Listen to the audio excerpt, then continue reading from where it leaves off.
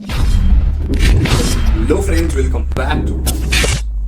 So നമ്മൾ ഇന്ന് പറയാൻ പോകുന്നത് ജോജു ജോർജ് കഥ തിരക്കഥ സംവിധാനം ചെയ്ത് ജോജു ജോർജ്, സാഗർ, ജുനൈസ്, അഭിനയ, ബോബി കുര്യൻ, സുജിത് ശങ്കർ, പ്രശാന്ത് അലക്സാണ്ടർ, സീമ മാം മുതലായവർ അഭിനയിച്ച 2 മണിക്കൂർ 23 മിനിറ്റ് ദൈർഘ്യമുള്ള ഒരു മലയാള സിനിമയെ കുറിച്ചാണ്. സിനിമയുടെ പേരാണ് പണി.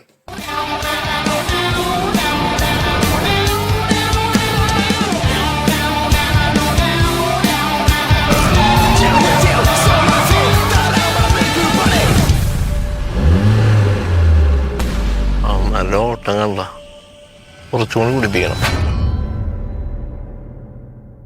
ഈ കഥ നടക്കുന്നത് തൃശ്ശൂരാണ്. അപ്പൊ തൃശ്ശൂർ ഒരു ബിൽഡിങ്ങിന്റെ മണ്ടയിലാണ് ഈ ഒരു സിനിമ സ്റ്റാർട്ട് ചെയ്യുന്നത്. അവിടെ നമ്മുടെ ജുനൈസും സാഗറും ഇരുന്നിട്ട് അവർ ഫ്യൂച്ചർ പ്ലാൻസും ബാക്കി കാര്യങ്ങളും സംസാരിക്കുന്നുണ്ട്. ഈ രണ്ടുപേരുടെ പെർസ്പെക്റ്റീവിലാണ് ഈ ഒരു സിനിമ സ്റ്റാർട്ട് ചെയ്യുന്നത്.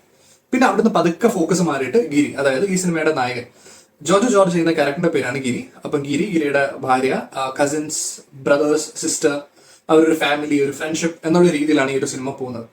ഇതിന്റെ അകത്ത് സീമ മാം ആണ് ജോജു ജോർജിന്റെ ഗിരി എന്ന് പറയുന്ന ക്യാരക്ടറിന്റെ അമ്മയുടെ ആ ഒരു വേഷം ചെയ്തേക്കുന്നത്. അതുമാതിരി തന്നെ ഇവരുടെ ഒരു ക്ലോസ് ഫ്രണ്ടാണ്, അതായത് ഗിരിയുടെ ഒരു ക്ലോസ് ഫ്രണ്ടാണ് ഡേവി എന്ന് പറയുന്ന ക്യാരക്ടർ ബോബി കുര്യൻ ചെയ്തേക്കുന്നത്.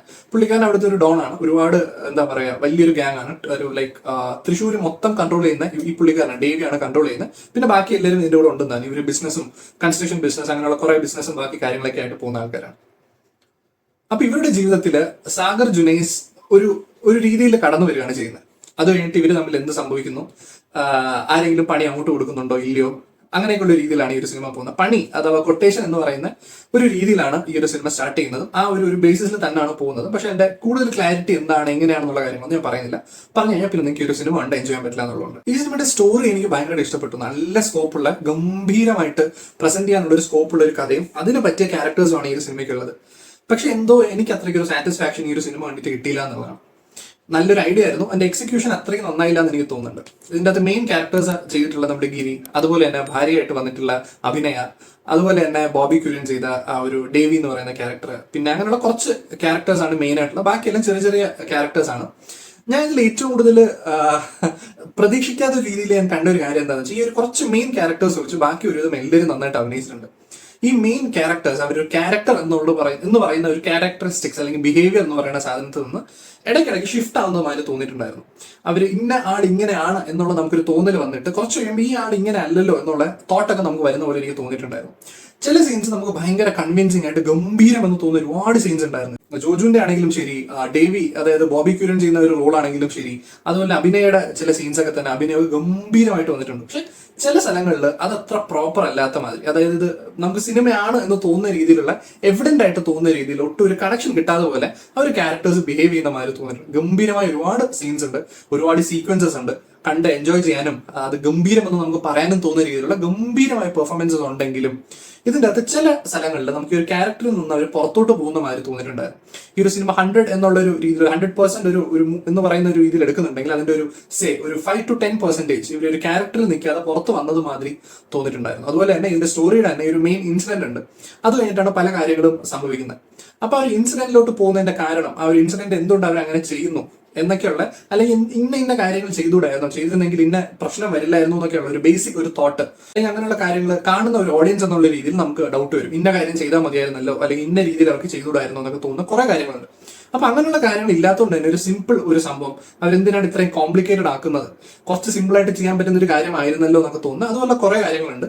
ചിലയിടത്ത് സ്റ്റാർട്ടിങ്ങിൽ ചില സീൻസ് ഒക്കെ തന്നെ ഒരു ക്യാരക്ടറിനെ അവർ ഡിഫൈൻ ചെയ്യും. ഇന്നതാണ് ഈ ഒരു ക്യാരക്ടർ, ഇത്രയും പ്ലാനിങ്ങിലൊക്കെയാണ് ചെയ്യുന്നത്, ദേ ആർ റിയലി ഗുഡ്. അവർ അത്രയ്ക്ക് പ്ലാൻ ചെയ്തിട്ടാണ് ഓരോ കാര്യങ്ങൾ ചെയ്യുന്നത് കാണിച്ചിട്ട് തന്നെ അതിനിടയിൽ ചെറിയ മണ്ടത്തരം പോലത്തെ കാര്യങ്ങൾ, അതായത് മനഃപൂർവ്വം ചെയ്യുന്ന മണ്ടത്തരം പോലെ തോന്നുന്ന ചില കാര്യങ്ങൾ അതിൻ്റെ അകത്ത് കാണുന്നുണ്ട്. അപ്പൊ നമുക്ക് ഒരു ക്യാരക്ടർ ഇന്നതാണ് എന്ന് കാണിച്ചിട്ട് പിന്നെ അവർ ബിഹേവിയർ എന്ന് പറയുന്ന കംപ്ലീറ്റ്ലി ഒരു ഡിഫറെന്റ് ഒരു രീതിയിലോട്ട് പോവുകയും കുറച്ച് കഴിയുമ്പോൾ തിരിച്ചൊരു ക്യാരക്ടറിലോട്ട് വരുന്ന രീതിയിൽ ഒരുപാട് പേര് ഇതിൻ്റെ അകത്ത് വന്നിട്ടുണ്ട്. ഇൻക്ലൂഡിങ് ജുനൈസിന് അത്രയ്ക്കില്ല, സാഗറിനും ജുനൈസിനും വളരെ കുറച്ച് ഇതുപോലെ ചെറിയ ചെറിയ ക്യാരക്ടറിന്റെ ഷിഫ്റ്റും ബാക്കി കാര്യങ്ങളും കാണുന്നുണ്ട്. ഒരിക്കലും ഒരു സൈക്കോ എന്ന് പറയുന്ന ഒരു രീതിയിൽ, ഇപ്പം ഒരു സൈക്കോ എന്നാണ് പറയുന്നതെങ്കിൽ ആ ഒരു ക്യാരക്ടറിന് അപ്പം നമുക്ക് പ്രിഡിക്റ്റബിൾ അല്ല, ഭയങ്കരമായിട്ടുള്ള ഷിഫ്റ്റും കാര്യങ്ങളും സംഭവിക്കുമ്പോൾ നമുക്ക് മനസ്സിലാക്കാം.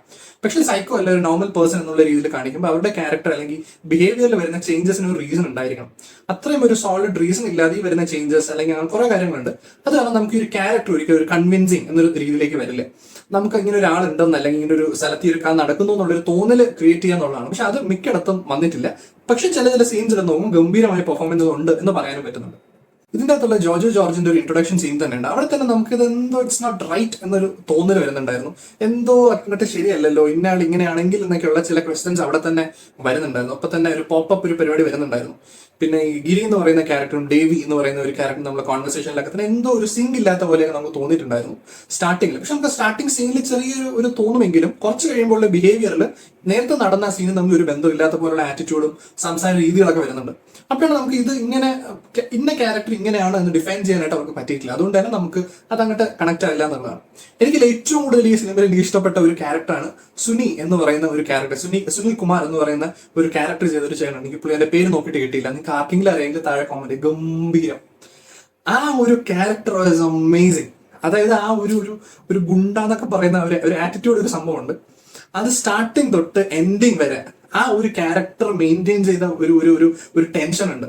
എന്തും അവിടുന്ന് സംഭവിക്കാമെന്ന് നമുക്ക് തോന്നുന്നത് അത്രയ്ക്ക് ഗംഭീരമായിട്ട് ആ പുള്ളിക്കാരൻ അത് എക്സിക്യൂട്ട് ചെയ്യും. അതുമാതിരിയുള്ള, അതായത് സ്റ്റാർട്ടിങ് തൊട്ട് എൻഡിങ് വരെ ഇന്ന ക്യാരക്ടർ ഇന്നതാണോ നമുക്ക് തോന്നുന്നത് ആ ഒരു കോൺസ്റ്റന്റ് ആ ഒരു ക്യാരക്ടറിൽ തന്നെ നിൽക്കുക എന്നുള്ള രീതിയിൽ ബാക്കിയുള്ള മിക്ക ക്യാരക്ടേഴ്സിന് പറ്റിയിട്ടില്ല എന്ന് എനിക്ക് തോന്നുന്നുണ്ട്.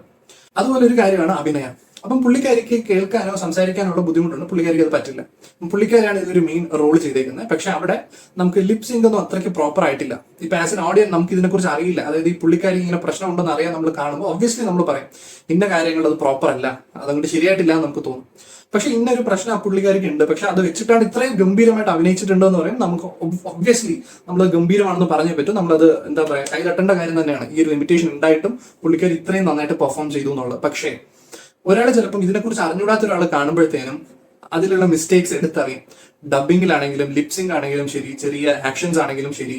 അപ്പൊ അതിലൊക്കെ ഒരു നാച്ചുറൽ ഒരു സാധനം വന്നിട്ടില്ല. അപ്പൊ കൈ ഇങ്ങനെ തട്ടുന്ന 1-2 സീൻസ് ഒക്കെ ഉണ്ട്. അപ്പൊ അത് തന്നെ താളം പിടിക്കുന്ന മാതിരി. പക്ഷെ അതിലൊന്നും ഒരു ജെന്യൂനിറ്റി നമുക്ക് തോന്നില്ല. അപ്പൊ ഈ ഒരു പ്രശ്നം ഉള്ളതുകൊണ്ടാണ് നോർമലി നമ്മളതൊന്നും ഒരു പ്രേക്ഷകൻ എന്നുള്ള രീതിയിൽ ഇത് കാണുമ്പോൾ ഇതിനെക്കുറിച്ച് അറിയണമെന്നില്ല. അപ്പൊ അങ്ങനെയുള്ള ചില സീൻസും ബാക്കിയുള്ള കാര്യങ്ങളൊക്കെ ഈ ഒരു സിനിമയ്ക്ക് എഫക്ട് ചെയ്തിട്ടുണ്ട് എന്ന് എനിക്ക് തോന്നുന്നുണ്ട്. ഈ ഒരു ക്യാരക്ടർ ഇപ്പൊ പറഞ്ഞ മാതിരി തന്നെ സംസാരിക്കാൻ അല്ലെങ്കിൽ എന്താ പറയുക കേൾക്കാൻ ബുദ്ധിമുട്ടുള്ള ഒരാളായിട്ട് തന്നെ അങ്ങനെ തന്നെ പ്രസന്റ് ചെയ്തിരുന്നെങ്കിൽ പോലും ഇതിനെക്കാട്ടി കുറച്ചും കൂടി കൺവിൻസിംഗ് ആയിട്ട് വന്നേനെ, കുറച്ചും കൂടി രസമായിട്ട് വന്നേനെ എന്ന് എനിക്ക് തോന്നുന്നു. അത് സംസാരിക്കാൻ പറ്റുന്ന ഒരാളായിട്ട് ബിഹേവ് ചെയ്യേണ്ട ആവശ്യമില്ലായിരുന്നു ഫോർ ദിസ് ക്യാരക്ടർ എന്ന് എനിക്ക് തോന്നുന്നുണ്ട്. പേഴ്സണൽ ഒപ്പീനിയൻ ഞാൻ പറയുന്നു മാത്രം. ഇതിന്റെ സ്ക്രീൻ പ്ലേ ചിലയിടത്തൊക്കെ ഗംഭീരമാണ്, ചിലയിടത്ത് അത്ര രസമില്ല എന്ന് തോന്നിയിട്ടുണ്ട്. സിനിമാറ്റോഗ്രഫി ഒക്കെ അടിപൊളിയായിട്ട് തന്നെ വന്നിട്ടുണ്ട്. BGMs ചിലയിടത്ത് ഗംഭീരം, ചിലയിടത്ത് ഓക്കെ രീതിയിൽ. അതുമാതിരി തന്നെ സെക്കൻഡ് ഹാഫിലാണ് ജോജോ ജോർജിന്റെ ഗിരി എന്ന് പറയുന്ന ഒരു ക്യാരക്ടറിന്റെ കുറച്ചും കൂടി ഒരു ഇൻവോൾവ്മെന്റ്, കുറച്ചും കൂടി സ്ക്രീൻ സ്പേസും ബാക്കി കാര്യങ്ങളും കുറച്ചും കൂടി ചെയ്യാനായിട്ട് ഉള്ളത്. പക്ഷെ അവിടെ ഒന്നും വലിയൊരു ഇമ്പാക്ട് തോന്നുന്ന വലിയ കാര്യങ്ങളൊന്നും വന്നിട്ടില്ല. ഇമോഷൻസ് ഒക്കെ നന്നായിട്ട് തന്നെ വന്നിട്ടുണ്ട്. അഭിനയയുടെ ചില ഇമോഷൻസ് ഒക്കെയാണ് അത് ഗംഭീരമായിട്ട് വന്നിട്ടുണ്ട്. ഈ ഒരു ലിമിറ്റേഷനിൽ തന്നെ പുള്ളിക്കാരി ഗംഭീരമായിട്ട് ചെയ്തിട്ടുണ്ട്. അതിലൊന്നും ഒരു ഡൗട്ടില്ല. ചില സ്ഥലങ്ങളിൽ ചില പ്രശ്നങ്ങൾ വന്നിട്ടുണ്ട് എന്നുള്ളത് ഫാക്റ്റാണ്. അതിന്റെ ഫൈറ്റ് ഒക്കെ ഒരുതും കൊള്ളാൻ രസമായിട്ട് തോന്നിയിട്ടുണ്ട്. ക്ലൈമാക്സിലോട്ടൊക്കെ വരുമ്പോൾ ചില സാധനങ്ങളൊക്കെ കൊള്ളാൻ തോന്നിയിട്ടുണ്ട്. ചിലതൊക്കെ ഒരു അത്രയും അങ്ങോട്ട് പോരാ എന്ന് തോന്നുന്ന ചില സാധനങ്ങൾ ഉണ്ടായിരുന്നു എന്നുള്ളത് വേറെ കാര്യം. എടുത്തു പറയേണ്ട ഒരു കാര്യമാണ് ഈ ഒരു സിനിമയിലെ മേക്കപ്പ് എന്ന് പറയുന്നത്. അയ്യോ ഗംഭീരമാണ്. ഇതിലെ മേക്കപ്പ് എനിക്ക് ഭയങ്കരമായിട്ട് ഇഷ്ടപ്പെട്ടു. ചെറിയ ബ്ലഡിന്റെ സാധനങ്ങൾ അല്ലെങ്കിൽ മുറിവ് എന്നൊക്കെ പറയുന്നതും അങ്ങനെയുള്ള കുറച്ച് പ്രോസ്തെറ്റിക്സ് ചെറിയ സാധനങ്ങളൊക്കെ അവർ ചെയ്യുന്നതൊക്കെ ഗംഭീരമായിട്ട് വന്നിട്ടുണ്ട്. ഭയങ്കര റിയൽ ആയിട്ട് നമുക്ക് തോന്നും. അതൊരു ക്യാരക്ടറിന് എന്താണ് വേണ്ടത് നമുക്ക് ആ ഒരു ഫീൽ തരാനായിട്ട് അതിനെ ഭയങ്കരമായിട്ട് സഹായിക്കാൻ പറ്റിയിട്ട് ഇറ്റ് വാസ് അമേസിംഗ്. ജോർജ് ജോർജിന് സെക്കൻഡ് ഹാഫിൽ ഡയലോഗ്സ് വളരെ കുറവായിരുന്നു എന്നാണ് എനിക്ക് തോന്നുന്നത്. എവിടെ ഒന്നിൻ്റെ ചില ഡയലോഗ് അല്ലാതെ വലിയ ഡയലോഗ് കാര്യങ്ങളൊന്നും ഉണ്ടായിരുന്നില്ല. കൂടുതലും പെർഫോമൻസ് എന്നുള്ള രീതിയിൽ കുറച്ച് കാര്യങ്ങളൊക്കെ ഉണ്ടായിരുന്നു. അവർ നന്നായിട്ട് തന്നെ ചെയ്തിട്ടുണ്ട്. ചെറിയ ചേസിംഗ് പോലത്തെ പരിപാടിയൊക്കെ ഉണ്ട്. അതൊക്കെ തന്നെ ഗംഭീരമായിട്ട് വന്നിട്ടുണ്ട്. Visually it was amazing. അടിപൊളിയായിട്ട് അത് വന്നിട്ടുണ്ട്. അതുമാതിരി തന്നെ ഇതിൽ അഭിനയിച്ചേക്കുന്ന ഒരു എല്ലാവരും ഒരുവിധം നന്നായിട്ട് തന്നെ അഭിനയിച്ചിട്ടുണ്ട്. ചില സ്ഥലങ്ങളിൽ ആ ഒരു ക്യാരക്ടർ ഒന്ന് പുറത്ത് വരുന്ന മാതിരി തോന്നിയിട്ടുണ്ട്. ഒരുവിധം ഇപ്പൊ പറഞ്ഞ മാതിരി കുറച്ച് മെയിൻ ഒരു രീതിയിൽ നിൽക്കുന്ന ആൾക്കാർ, ബാക്കിയുള്ളവരൊക്കെ ഗംഭീരമായിട്ട് ചെയ്ത മാതിരി തോന്നിയിട്ടുണ്ടായിരുന്നു. ഓവർ നോക്കുന്നുണ്ടെങ്കിൽ ഒരുപാട് പൊട്ടൻഷ്യൽ ഉണ്ടായിരുന്ന ഒരു കഥ, ഒരു തിരക്കഥ. പക്ഷെ അതിൻ്റെ അകത്തുള്ള മേ ബി ഒരു 5% ഒരു മിസ്റ്റേക്സ് അല്ലെങ്കിൽ ഒരു കറക്ഷൻ എന്നുള്ള ഒരു സാധനം ഒരു 5% ചെയ്തിരുന്നെങ്കിൽ, മേ ബി ഒരു 5 to 10% ചെയ്തിരുന്നെങ്കിൽ ഒരു ഗംഭീര പടം എന്ന് പറയാൻ പറ്റുന്ന അത്രയ്ക്ക് പൊട്ടൻഷ്യൽ ഉള്ള ആൾക്കാർ അഭിനയിച്ച അത്രയും നല്ല സോൾഡ് ആയിട്ടുള്ള ഒരു കഥ അത്രയ്ക്ക് നന്നായിട്ട് എക്സിക്യൂട്ട് ചെയ്യാൻ പറ്റിയില്ല എന്ന് എനിക്ക് തോന്നുന്നു. ഓവറോൾ എനിക്കിതൊരു ആവറേജ് ടു ഗുഡ് എന്ന് പറയുന്നതിന്റെ അപ്പുറം പോകില്ല. ആവറേജ് ടു ഗുഡ് ഒരു എക്സ്പീരിയൻസ് എന്ന ഒരു സിനിമയായിരുന്നു. കണ്ട ഒരിക്കലും നമുക്ക് നിരാശ തോന്നും എന്ന് ഞാൻ പറയുന്നില്ല. പക്ഷെ ഒരുപാട് പൊട്ടൻഷ്യൽ ഉണ്ടായിരുന്നുകൊണ്ട് തന്നെ അത്രയും കാണാത്തപ്പോൾ ഒരു വിഷമം. അപ്പൊ നിങ്ങൾ ഈ ഒരു സിനിമ കണ്ടിട്ടുണ്ടെങ്കിൽ നിങ്ങൾക്ക് ഈ സിനിമ ഇഷ്ടപ്പെട്ടോ, നിങ്ങൾക്ക് 10-ന് എത്ര റേറ്റിംഗ് ആണ് നിങ്ങൾ കൊടുക്കുക എന്നുള്ള കാര്യം കൂടി താഴെ കമന്റ് ചെയ്യുക. ഒരു കാര്യം പറയാൻ പറഞ്ഞു, ഈ സിനിമ ഇപ്പോൾ സോണി ലെവലിൽ അവൈലബിൾ ആണ്. നിങ്ങൾക്ക് അവിടെ കണ്ട് എൻജോയ് ചെയ്യാം. അപ്പൊ അത്രയൊക്കെ ഉള്ളൂ guys. Thank you so much for watching. Until then bye.